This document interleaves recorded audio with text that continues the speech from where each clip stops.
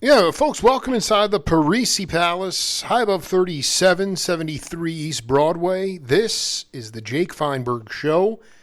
Coming to you on Power Talk. Thank you so much for making us part of your day today. And one of the highlights of this calendar year so far has been connecting with my next guest.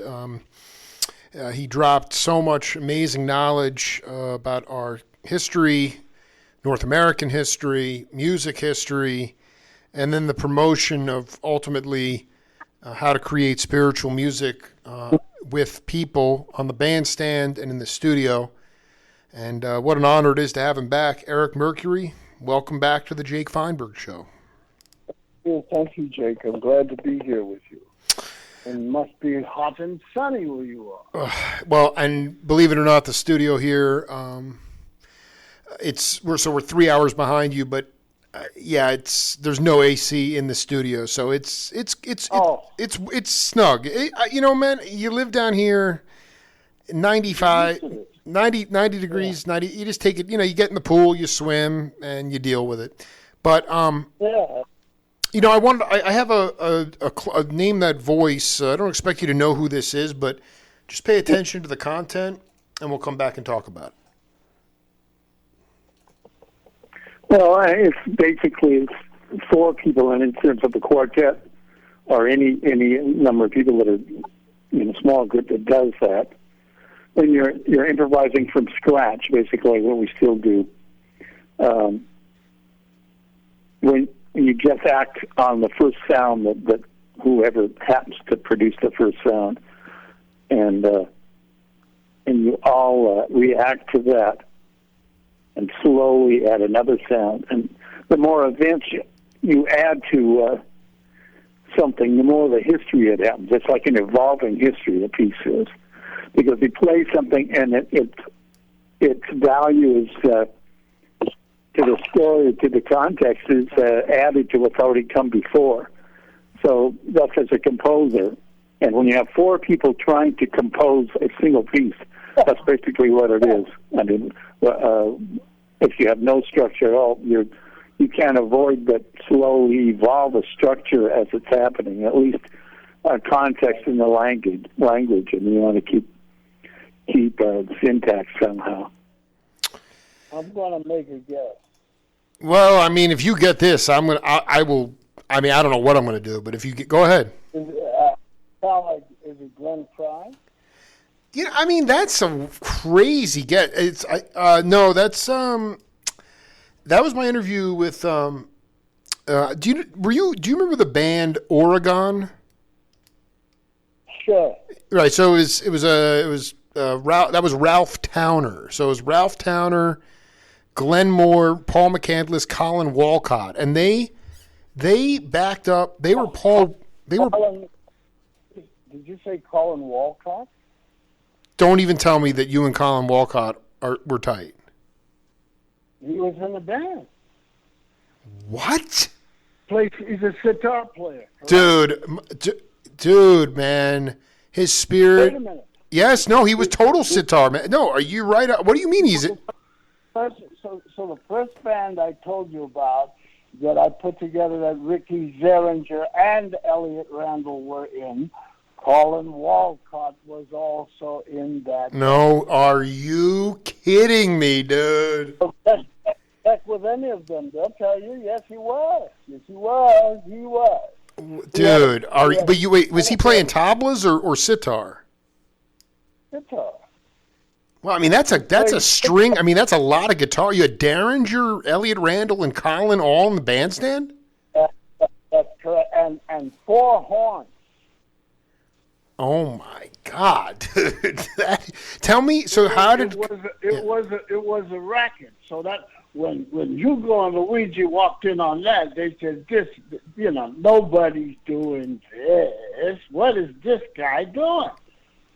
And there it was. Yes, I love Colin Walcott. I know he passed away, but I loved him, and I loved all his records too on ECM, I think. Dude, you are so spot on. I mean, wait, hold on for a second.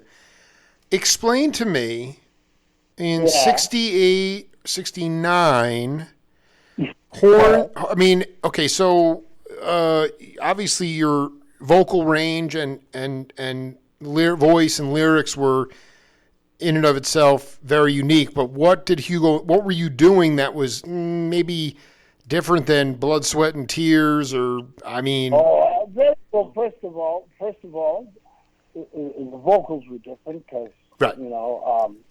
Al Cooper first, and then David. But what I was experimenting with was everything, not just the lyrics. I was experimenting with melodies, and here's the thing: growing up and being infected with what I was infected with. We never did talk about Gordon Lightfoot the other day, but we're doing it now. Gordon, I used to go listen to them play in a spot in Toronto. At one point, all the clubs were on the same street. They were on Yonge Street, sure, right? Sure. All the clubs. And the band used to play at the Lecoq Door, and I did as well, many times. But if I was gigging somewhere else and Lightfoot was at the Lecoq Door, I would go there, certainly at the matinee, which was Saturday afternoon. Not that I was going to sit in, but I had extra time to. I couldn't believe what I was listening to. It was Gordon Lightfoot and Johnny Stockfish and Red Shea. Oh my! I cannot believe you're blowing, dude. Wait, what was the name of the club? Lecoq Door. It means the Golden Rooster. Got it. Okay, so what? I mean, were that because I mean, my interview with Gordon is going to be in my fourth book, which is going to be out in a couple days, and he was talking about going across the border to Detroit to the Masonic Temple to see Ed Thigpen and Oscar Peterson. Red Shea and Stockfish, were they playing like jazz? Man, this is unbelievable. No, they weren't playing jazz. They were really playing his songbook. Right. But now we're official now. Right? No. Let me. So you said the thing about them, and then you left us. Go ahead. What was it about them? Yeah. The thing, the most incredible thing, was they made it look and sound easy, but you knew it wasn't. Right. If you were a musician of any kind, you knew it wasn't easy. And Gordon doesn't get the credit he deserves as a player. He could play. Lightfoot, he could play, he could sing, and we know he can write. I grew up hearing. I had to struggle to hear R&B out of the radio. I think I explained to you, you had to tilt the radio down by the kitchen sink to the right angle, and you could get WLAC Nashville. Well, I used to, and then you could get Buffalo every now and then. But Gordon Lightfoot, the defined category to me, that stuff just smoked. The three of them were powerful. Yes. Okay, so I just want to be clear. It was Stockfish, Red Shea, and Johnny Stockfish, Red Shea, Gordon Lightfoot. Now, period. Was there any trap set, or was it all? No. He never had drums in that group. There was no drummer. There was no drums. Yeah, no, I mean he was at Newport when Grossman and Lomax almost went to blows when Dylan put the drum set on stage. No, what I'm saying is, like, you talk about. This is what I want you to talk about, because when Hugo and Luigi walked in, how would the songs themselves, certain songs, lend themselves to allowing three prolific dudes to go off and solo, like Derringer, Randall, and Walcott? I mean, would all of them get a solo each tune? No, never. But they were all. You see, here's the thing: real players don't have to solo; they support. Sure. And the support can be as meaningful as any solo. And like, for example, let's take Johnny Stockfish and Red Shea. They were the rhythm section, and they were carrying the melody and the rhythm, and so was Gordon. And everybody just does what they do naturally. It's not a plan. You don't have to plan that you're going to do this and then you're going to do that. You just will when the time comes. If you know what you're doing, you just will. You support. The support is the most important thing. And in fact, the vocals are support. I played with a guy for many years, a Smitty, the same Smitty we were talking about. Oh my God, I freaking love that dude, man. Yeah, well, yeah, he's the guy. I introduced him to his wife, and funnily enough, he introduced me to my first wife. Yeah, really, his son and his daughter are like my nieces and nephews. That's so great. That guy's spirit has been on with me for years, man. I never met the guy. Yeah. Well, he showed me that we had a guitar player, and he played the appropriate chords along with the guitar, which gave us a horn section. And we only had one saxophone in the Soul Searchers, nothing else. Steve Kennedy played the saxophone. But he showed us and showed Steve and Terry Logan, the guitar player, he showed us, I'll use these chords. Oh, he was master of chords. He was like Thelonious Monk. This guy had chords, and he just said, so this is what we'll play here. You dig it? And it'll be the horn section. And I never knew that could happen. And after he showed us that, then I knew it kind of opened up everything for me. It turned on a big glaring light that if you support in the way that support is needed, you can have everything you want all the time, no matter what the configuration is. So certainly Stockfish and Red Shea and Johnny Stockfish and Red Shea and Gordon Lightfoot demonstrated that for everybody, every song, every night. He was a killer. He's still a killer. I'd give anything to see him. I just saw a movie they made about him. Dude, I'm telling you, man, the guy is a tour de force. One of the toughest son of a bitches. And it's interesting to hear you talk about, because again, you get plugged in to the machine in the studio, and I know he did his best he could. I mean, he is known to my generation and younger, based on his records, as an incredibly soulful singer and poet. But no one would ever know that he could improvise on the guitar. Oh, he's a killer. He's a killer. Right. He doesn't. It's a joke. I mean, the thing you have to question all of it. When a guy like that can be held as a secret for decades. That's ridiculous. You have to hold the whole industry, certainly the industry and the art form itself. How could we not know this? It's so blatant. Well, I mean, the arc of history is, it's amazing because we have such a fleeting situation now where things change every week, and even if things are right in front of people's eyes, I mean, like, so I want to be clear. Like, if I was in the front row of the Mercury band, I mean, to me, birthright. Yeah. Birthright. I mean, the minute I start to see, again, we're talking about, I mean, Colin Walcott, he rented Jason Robards' apartment and had like marimba. The guy was like the most ridiculous tabla player and marimba player, but if I walked in and I saw three dudes with their axes, I would be like, is this going to be a wank fest? I mean, how did you determine, or was it kind of stream of consciousness, who would play? Like it was totally stream of consciousness. That's so cool. Let me just tell you, Elliot is better than he's probably ever been, but a young, on fire Elliot Randall and Ricky Derringer together was monstrous. Dude, and they were both monsters.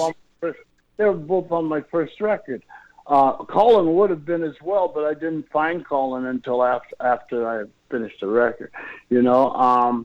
But he was killer. And he's sitting back there on pillows, you know, big huge pillows. You know, he looked like he was in Morocco, and the rest of us were in Manhattan. But wait, he was playing sitar or guitar? Sitar. So sitar. wait, tell me again. Are there recordings of this band? You know, the only person I know that had recordings of it was Richie Havens, because wow. I think I told you that he bought the club from Howard Solomon. The Cafe A Go-Go. That's correct, and he owned the cafe for a while, and I was playing there when Solomon owned it, and I didn't have to leave because Richard bought it. You know, he was a good buddy, Richie Havens, and he used to record everything. Richie in that club, of course, was already set up to record, and you could do it from the office, which was directly over top of the stage. You'd have to go up some steps and round some stuff like that, but the office was there. Howard probably set it up so that you could push a button and get, because everybody played the Cafe Go-Go. All the bands. When I bumped into David the first time in New York, I bumped into him. He was playing the Cafe Go-Go with Blood, Sweat, and Tears. So, and I didn't tell you that the first part of my journey in New York,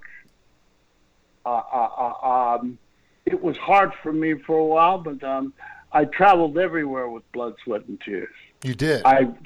They took me everywhere. I didn't have a band. I wasn't playing. They took me everywhere. Starting from the moment I saw them in New York, David saw me at the door coming in, and he said something like, "This is my favorite singer in the world." And he said, "Come on up here, Merc." And so he stopped the band, and we jammed. He stopped what the band was playing, and we jammed. Oh, boy. Oh, my God. And Clive Davis was there. And Bennett Glotzer, their manager at the time, was there. And, you know, we hit it off. And Clive invited me to the CBS convention, which that year was in San Juan, Puerto Rico. It was the year when CBS introduced, this is going way back, O.C. Smith, Janis Joplin, and Big Brother and the Holding Company. Right. Spirit, Blood, Sweat, and Tears, Chicago. They were Chicago Transit Authority then. Absolutely. I'm trying to think of who else, but every night during the convention, a different act would be, featured.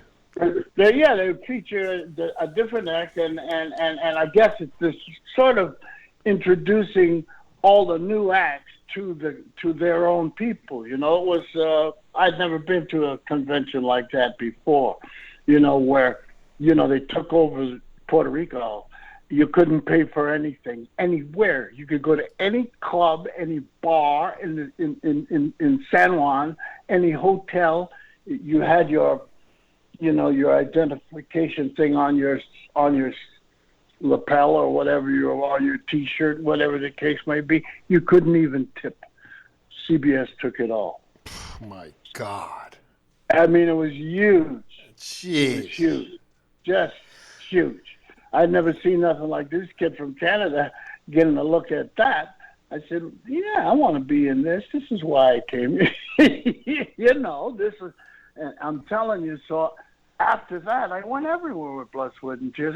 I mean, there's even. I always remind myself to call Bobby Columbia and see if I can get a copy of this. When we were in L.A. and we were staying at the Landmark Hotel, which is where that's where Janis OD'd, right? Oh, in the man. Landmark. Yeah. It was like a rock and roll hotel. Everybody stayed there, And when I was there, who was there? Doug Kershaw was there. Oh my, Laura dude! I love the Cajun, bro. I love that cat. Yeah. Ah, sick, dude. Laura Nero was there. Blood, Sweat, and Tears was there. The Chambers Brothers were there, to name a few. And I'm leaving a few out, quite a few out. It was a rock and roll hotel. So, when we were there one Saturday morning, Clint said, "Come on, let's go make a demo." That's what he said. And all the guys who wanted to be involved came. So Freddie Lipsius came. Oh my God. Dick Halligan came. Bobby Columbia, of course, came. Louis Soloff came, who I always used to room with Louis. Louis and I were tight. Dude, Louis, rest in peace, man. That guy is ridiculous. And the guy I ended up having an apartment with, Jerry Hyman, and who wrote one of the letters on the back of my album, on my first album. He came, and we went to a studio. Can't remember what studio, but they said, "Let's do something." And I just opened my mouth and started singing, "You Can't Stop Loving Me, Baby." I don't know where it came from. Oh my God, this isn't Columbia. Oh my. Yeah, Bobby Columbia has a copy of that. I know he still got it because he told me last time I saw him. And I always promised myself I'm going to call him and get this from him. And it, life takes over and do other things. Dude, I've been waiting to talk to that. We got to track that down immediately. Oh, he's a wonderful guy. Dude, so I mean, because I think the Blood, Sweat, and Tears manager was related to Thelonious Monk. I think someone was connected. No. Columbia's. Columbia's brother. Was his lawyer and advisor, Harry Columbia. And so, did you see Monk ever? Yeah, I did see him. I made a record with his son, with T.S. Monk. Well, no, let's just talk about Thelonious for a minute. Because that cat. What was when did you happen upon? Yeah. Well, I couldn't tell you a lot about him, and the reason that I met him was on the way to meeting his son and his group. Wow. But he was very ill at the time. He was not well and died shortly thereafter. But I knew his wife, Nellie, and both of his kids, Boo Boo and Thelonious. And in fact, I'm doing something with Thelonious now. Wow. And yeah. So cool, man. I mean, can you talk about the ability, what did you take away? Not that you were ensconced at, Small's Paradise or the I never played any Club Baron. I mean, but like Dizzy, Miles, can you just? Those were jazz houses. I'm not a jazz guy. Well, I mean, you're right on the. I mean, you're not whatever that word means. I mean, yeah. I mean, you're not a periphery. You're not playing the American Songbook and leaving the head of the tune, no. But Oh no, not. I mean, how much did at that time? Can you just talk about how much the music, whether it was instrumental, improvisational music with lyrics, how much did it dictate our culture in this country? Oh, totally. Absolutely, totally. I tell you something that people don't realize, that jazz, not in the beginning, I'm not, well, it depends what you call the beginning, but Buddy Bolden is the guy that... Buddy Bolden, absolutely. Miles' hero. Yeah, absolutely. So, I mean, when Miles played in Monk's band, let's say, and then we're talking in the 50s, okay? Right. Late 50s. This music was dance music. Absolutely. What Thelonious Monk played was the dance music of America. That's what people were dancing to. That's what was going on in Harlem. They were dancing. It was dance music. That escapes a lot of people. A lot of people don't know from that. I'm not telling younger people have no business knowing. How could they know? That wasn't passed down to them. But I'm talking about their parents didn't know that this was the dance music. Glenn Miller and Thelonious Monk, not that they were doing the same thing, or Artie Shaw, or any of those big bands, Fletcher Henderson. That was the dance music of America, and they're called jazz. What do you call it? The Round Table and all the famous jazz rooms in New York City. It was the dance music of its time, and as a child, I grew up hearing that in my house. I come from a big family. That was considered big then. There were 7 kids. My father was a minister. They were, my mother a deaconess. They were very, spiritual people. But I heard that music, Wynonie Harris and all of that, Fats Waller and all Sure. of that. It was natural. It was natural to go to Fats Domino from Fats Waller, and it was a natural thing. What's his name? As a kid, a little kid, Sugar Child Robinson. Do you know who that is? Say it again? He played what they would call boogie woogie. What was his name? Sugar Child Robinson. I'm not hip to that. He's a little boy. He might have been 10, 11 years old, but he was like, he was like the Frankie Lyman of his time, only musically speaking. So of all of these different layers of American, let's say the real American songbook, I was aware of that when I was very young, and this is in Canada. So our house, what was coming out of our house is very different than what was coming out of the neighbor's house. You know what I'm saying? It was very, very different, but I understood because it wasn't something that you understood from the neck up, if you know what I mean. It's something that you understood through your body, it's through the vibe of the whole thing. So let me ask you though, oh, go ahead. I mean, did you feel though? Again, you weren't playing that kind of music, but no, but I was informed by that kind of music. You understand? That's my roots, and my education comes from that music. No, totally. What I'm trying to get at is the idea of the inclusivity. Sometimes, you talk to guys that were in Freddie Hubbard's bands, and by the this is going like kind of like later 70s. I mean, Freddie was playing his music was like in the ozone. It was like space funk, rock, jazz, and a lot of the cats, though, if they were at a jazz festival, a lot of the bop purists would give guys in his band dirty looks, like, what kind of shit are you playing? Why aren't you playing the real shit? Let me just ask you the question. I mean, because like Miles, like all these guys knew that they had to keep up with the times and grow the music. And I wanted to know if you felt like that the musical communities were accepting of all the different kinds of people. I mean, last time we played a Bobby Womack clip, and he's talking about going in the studio with Gabor Szabo. And, it was like in a Keltner's, so it was like this weird sort of crossover R&B, jazz. But did you feel like you were always accepted by these other genres? No. No, I ignored them. And I will say this, that is true, that they didn't like it when Miles went for what he went for. Absolutely.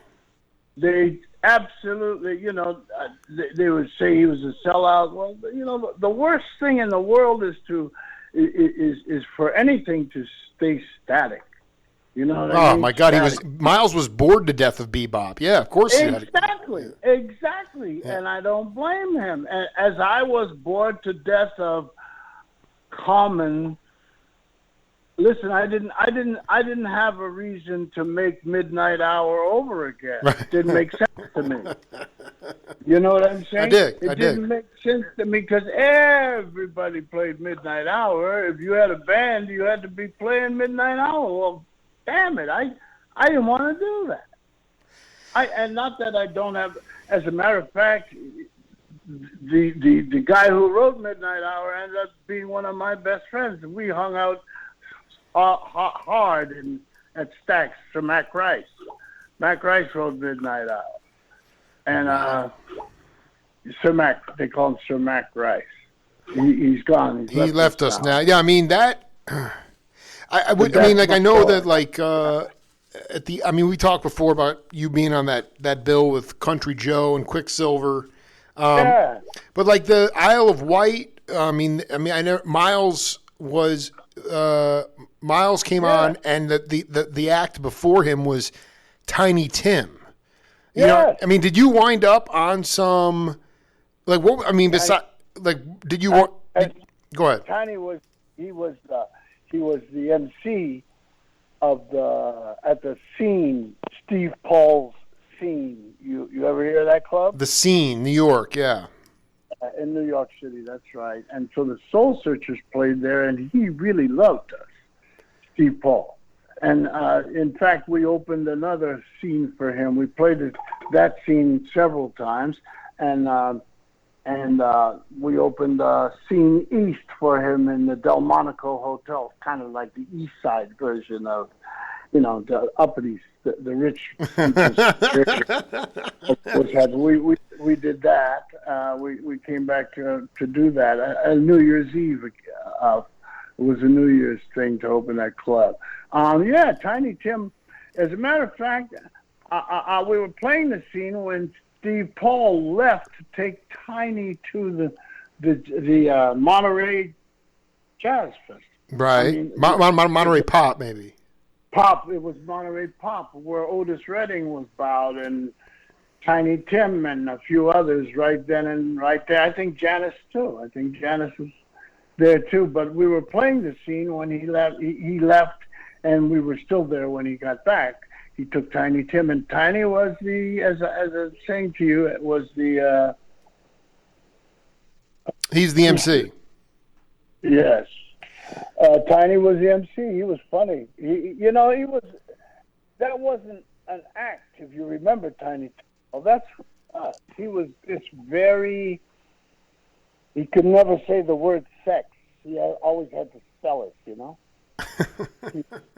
would say, and then we had, and he would look away, and he'd say sex, and all of this. I was so stunned when he was getting married. I couldn't imagine what was going to happen then. Because Tiny was, the guy lived with his mother. He always had 2 shopping bags with him whenever you seen him. And, he just, Mr. Mercury, yeah, he was like that. Right. And legitimately like that. It was no act. And it was a friend of mine, he wasn't my friend then, but Richard Perry is the guy that produced him. Produced the Tiptoe Through the Tulips record with him. Richard became a friend of mine. Did you ever cross paths with Moondog?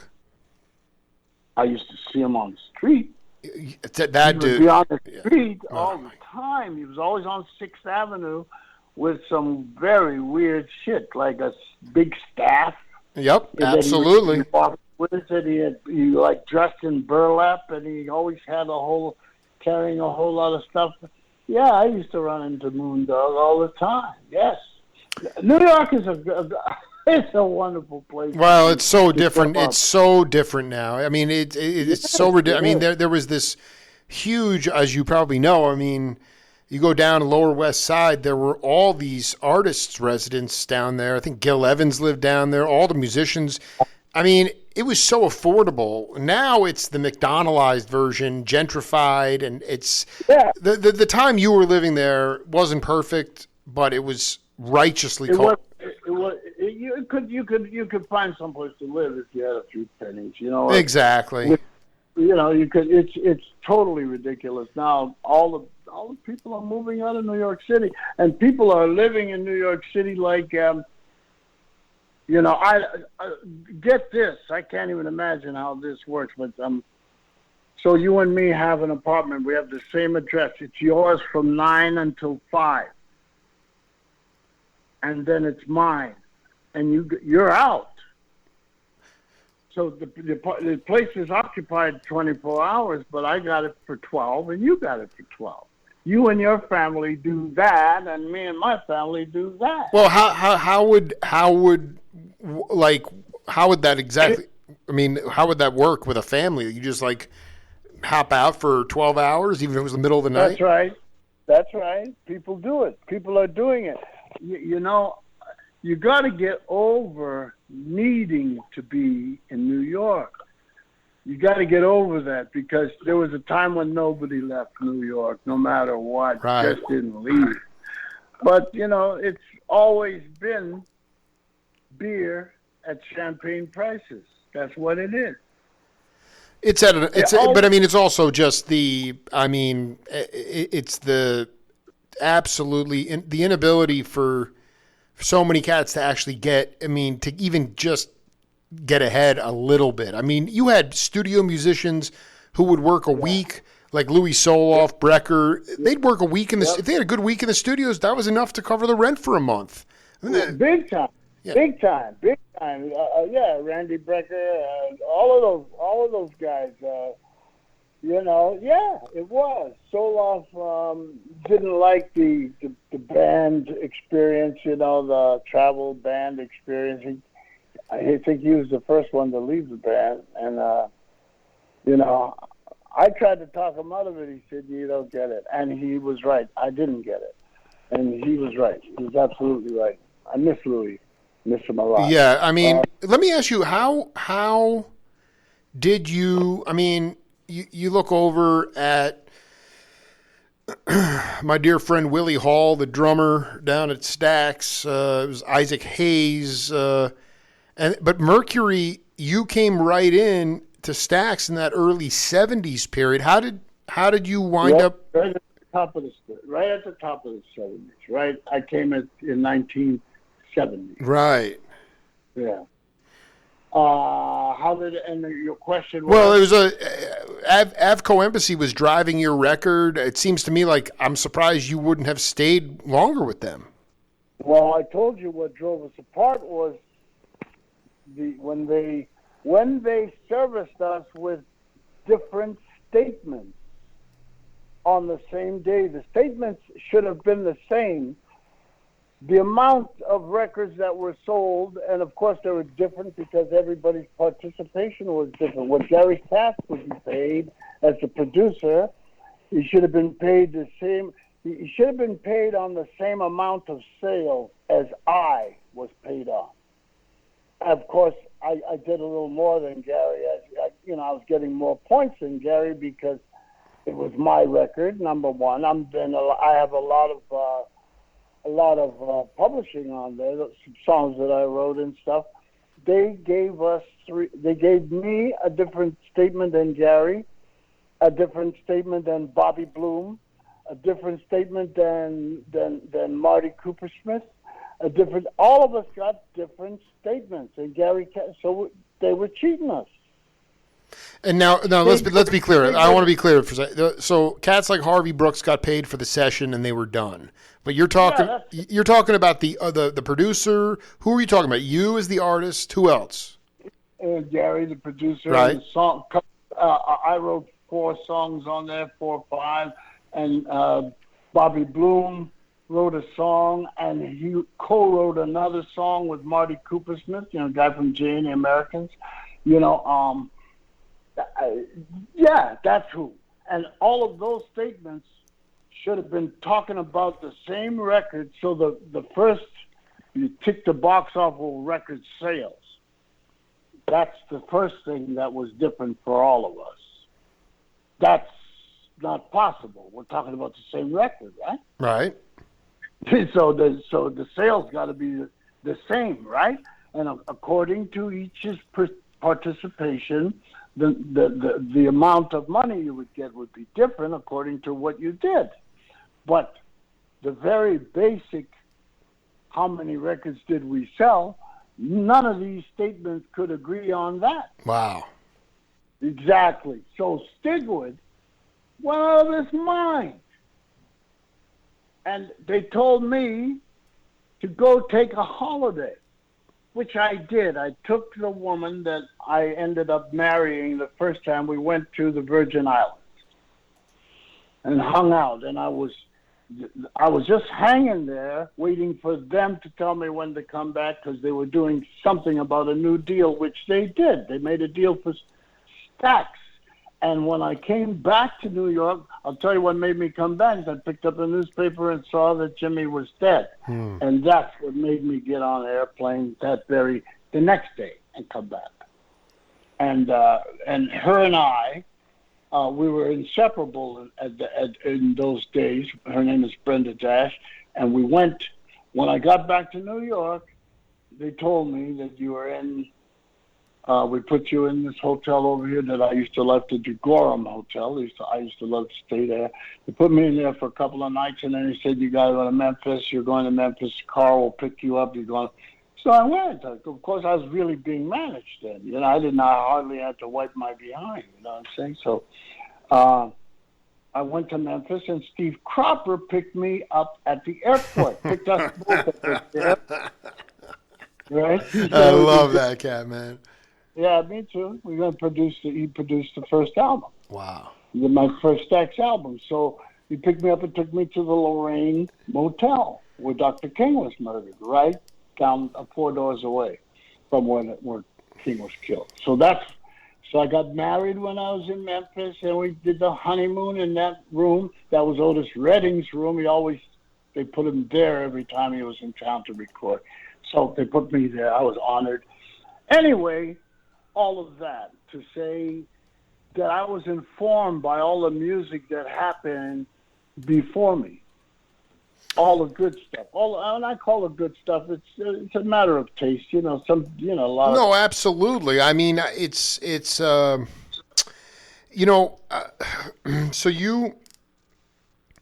you went down. I'm just trying to figure out here before we move on. I'm so glad I just remembered this. Now, the one cat that is like, I mean, I don't know what frequency he was operating on. I know he did. He was a very sensitive guy, but also like kind of manic. It was Donnie Hathaway. Yes, he wasn't well. Now, when I recorded, I want you to that was. It seems to me like that was before you went to Memphis. Is that right? No, far long after. All right, well, no. Hold on a second. I'm looking here. Background vocals. You produced Roberta, Flack, Donnie Hathaway. 72. Love is not 72. 79. What are you reading? Oh boy. Well, I'm looking here. I'm looking at your spot. I'm looking at. So they did one in 72. Duet classic, Roberta. Where is the love? That's not my record. Okay, so you're right now on the All Music Guide, which, for what it's worth, that's Joel Dorn's record. I'll bet you. I bet you he produced that. Let me see here. Basically, the bottom line is that the All Music Guide gives you credit because, it's the same. Let me look here. We had. So Donnie, Anthony Jackson on bass, Paul Griffin, Eric Gale, Ronnie Foster, Joe Farrell, Jimmy. That's a different record. Totally different record. I'm just looking. Yeah, no, dude, it's so. Wow, that's so bizarre. They list you. I'll tell you. Let me give you a joke real quick. Go ahead. That same Paul Griffin. Yeah. Was married to Valerie Simpson then. And he played on Electric Black Man. Paul did. He did? Yes, he did. Wow. This is shocking. So I'm looking here now, 79. 79 is the record I made. Roberta Flack featuring Donnie Hathaway. The scheme was we were going to do an album called Back Together Again, and Reggie, Lucas, and James Mtume had written a song called Back Together Again, which we did put on that album. Great song. Oh, my gosh. Great song. And so the idea was to name the album Back Together Again and all duets, because they had a lot of success with duets, the two of them. That was the scheme. So that took place in '79. So my thing with at Stax began in 1970. Absolutely. No, first of all, Mtume is a dear friend. I've done 3 interviews with that guy. I freaking love him. Love it. Dude, this is the most ridiculous. So basically, I'm just trying to figure out, you get back from the Virgin Islands and Hugo and Luigi sold you you became who was your manager at that point? Stigwood.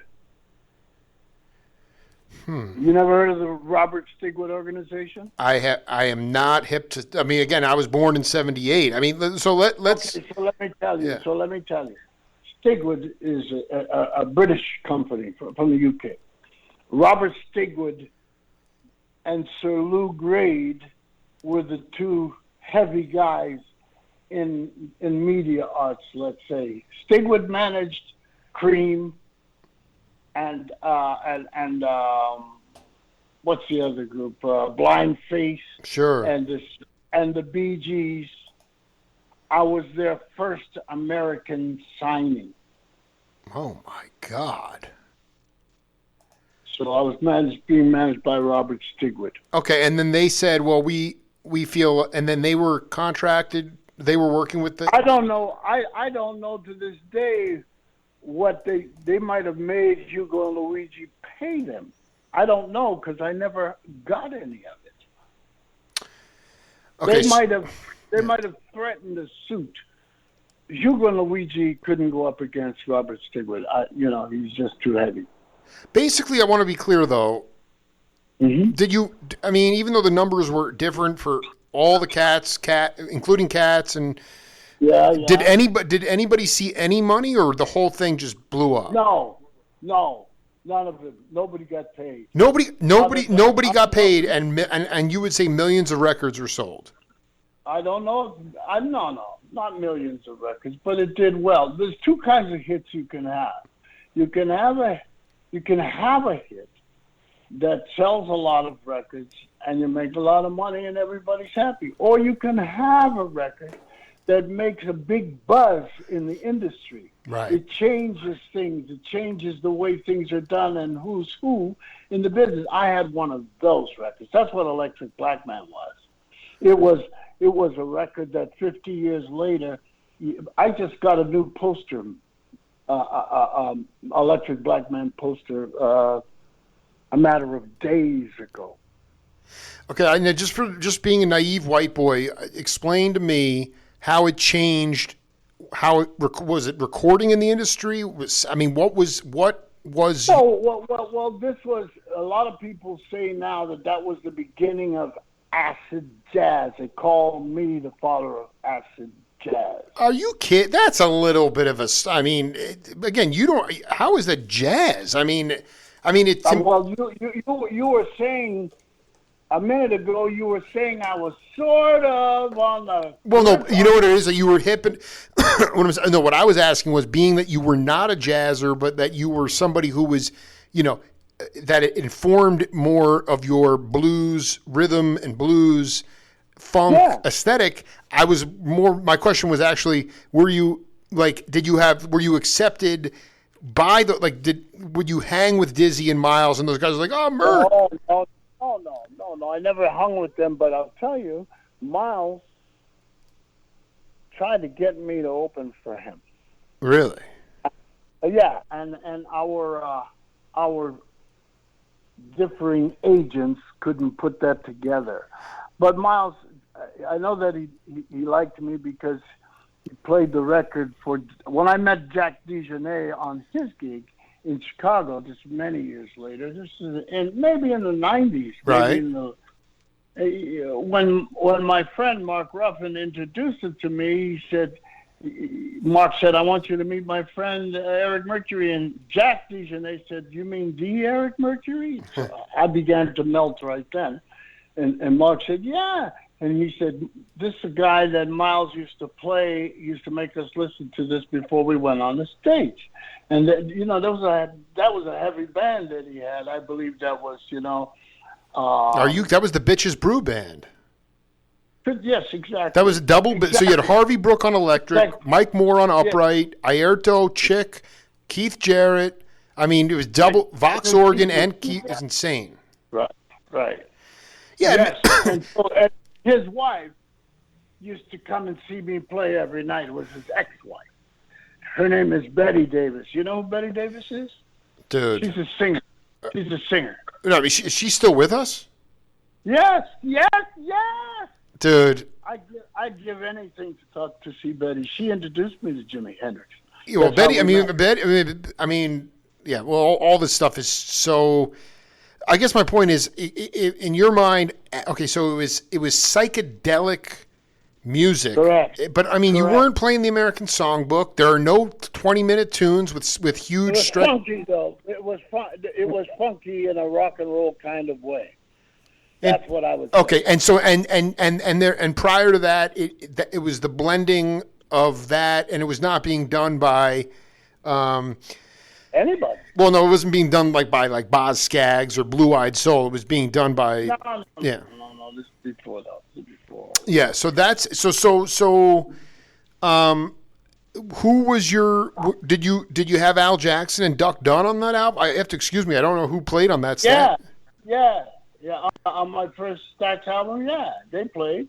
Can you talk about those cats? I mean, those guys are legendary. Well, I love Al Jackson.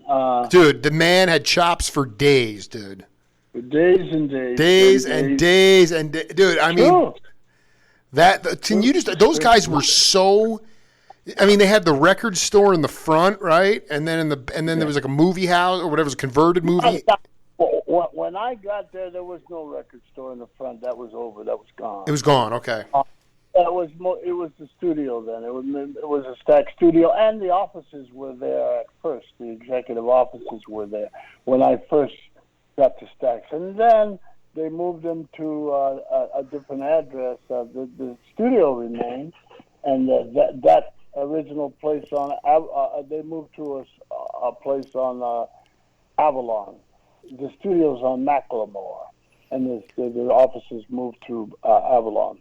Yeah, well, let me ask you. So, how when that album came out? A couple questions.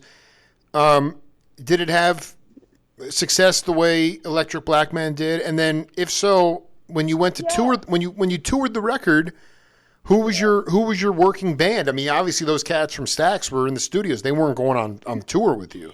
No, I had Smitty. Oh my God, Smitty, dude. I had Paul Stallworth on bass. Whoa! Stop right there. You know him, dude? Yeah, dude. I've done 2 interviews with that man. That man. First of all, how the heck?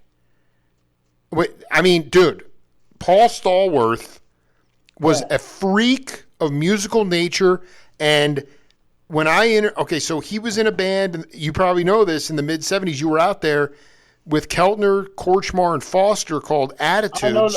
I know the band.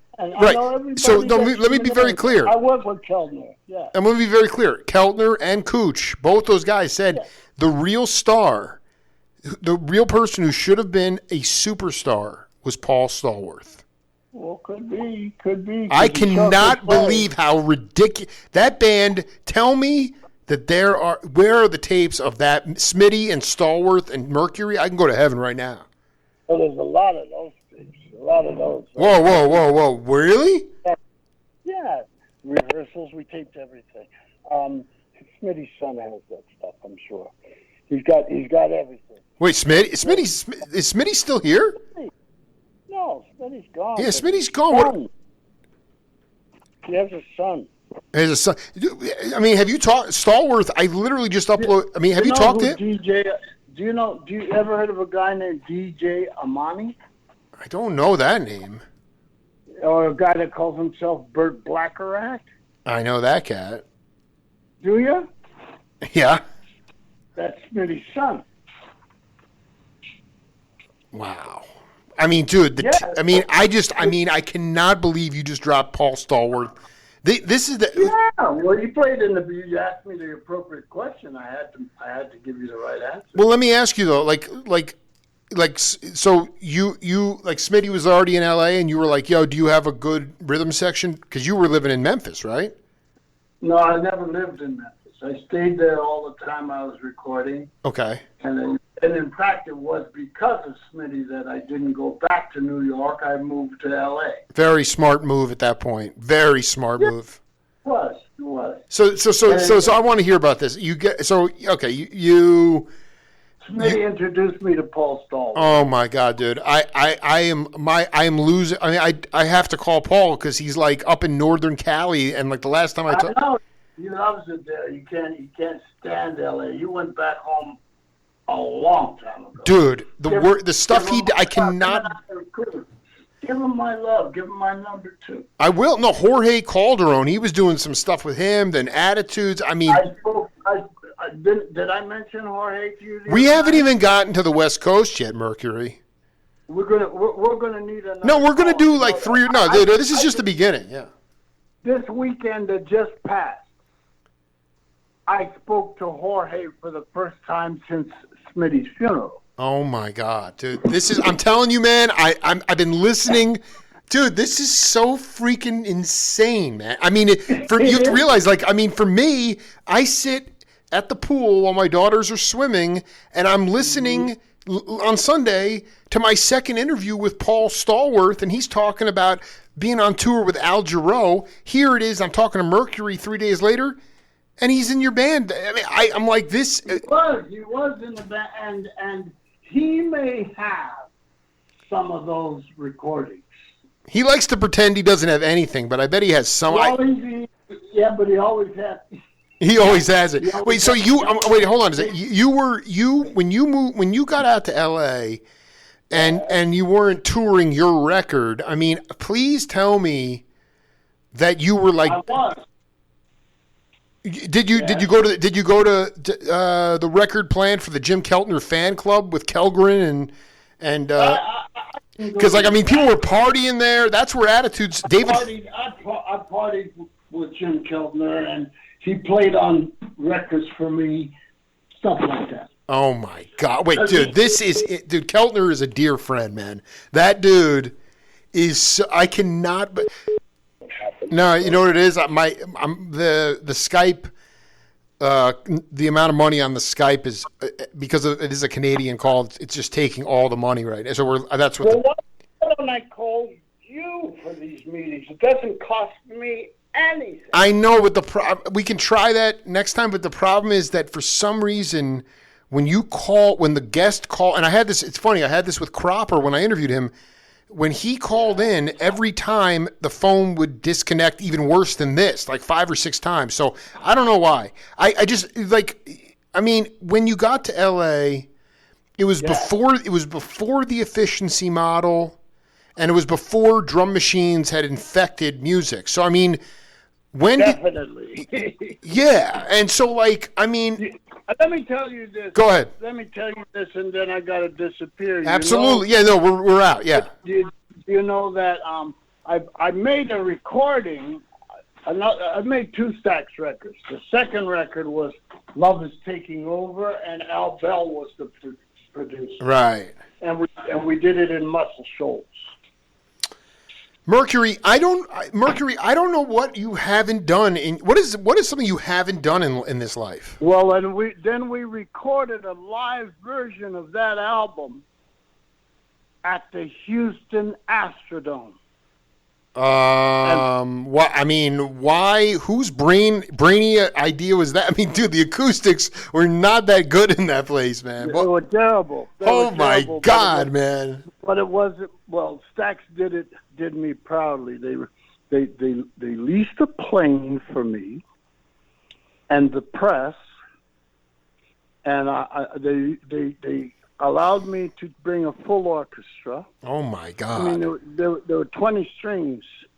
My point is that Paul Stallworth played on that gig. He Oh, came to dude, that I'm gig. going to call And Paul others- Stallworth. I'm going to give you his number immediately. And he also played the Whiskey a Go Go with me when I got to L.A. That's the truth. Hold on, I want to be clear. mean, The Astrodome session, that was a soundboard? No, we had Wally Hyder trucks came from L.A. Oh my God, dude, you have to. Are you happy? I've never heard that. Are you happy with how the sound came out? They never released it because Stax fell apart. Oh, dude, You know any of Stax story? Well, I mean, Cropper. We broke down how he used to take out the bolts from the floor when it was the movie theater, but we didn't go into the collapse. I mean, all I know is that, like, you know, I'm infatuated with Willie Hall and the new Barkays after Otis tragically died, but I don't know how it fell apart. No,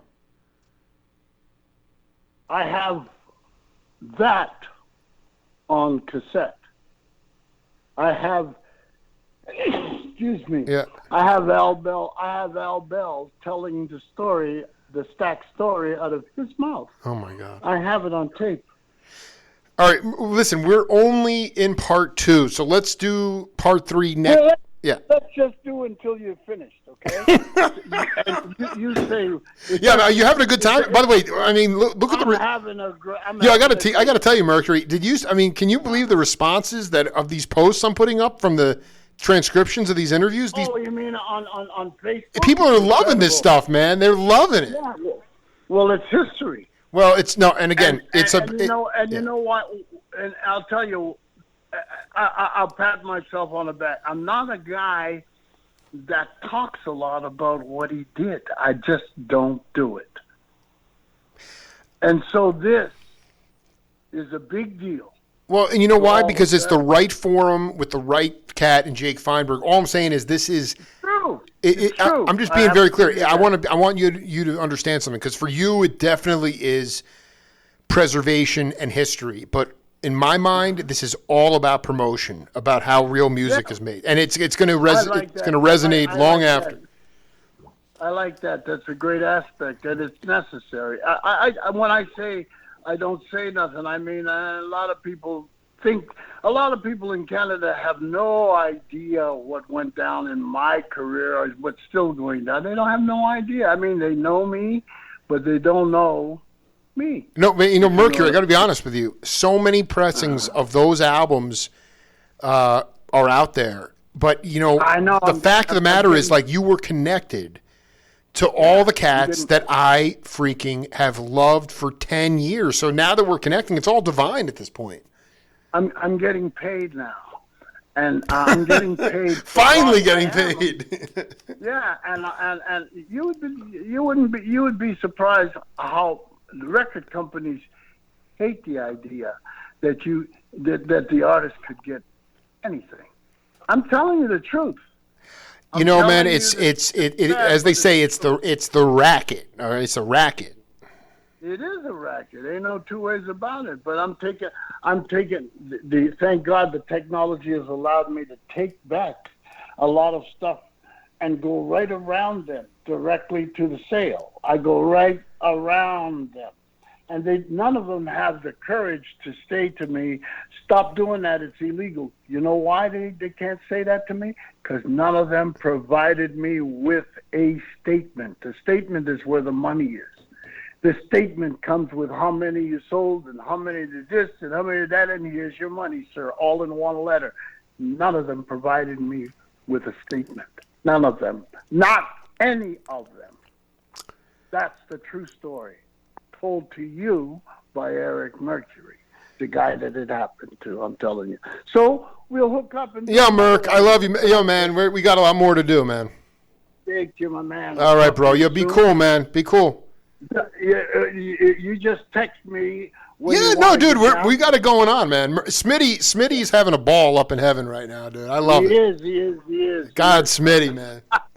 I'll talk to you soon. Peace out, bro. Later. All my best, my very best. Bye-bye. Thank you, brother.